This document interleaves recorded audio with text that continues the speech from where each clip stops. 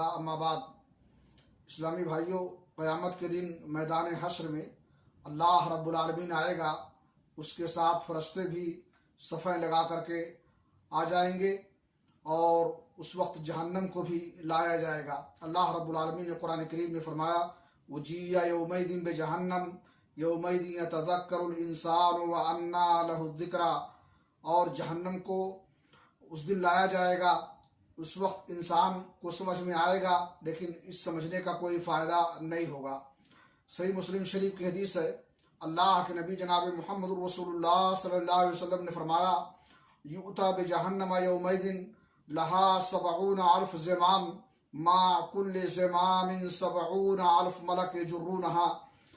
उस दिन जहन्नम को लाया जाएगा, उसमें 70,000 लगामें होंगी, हर लगाम के साथ 70,000 फरिश्ते होंगे जो उसे खींच रहे होंगे।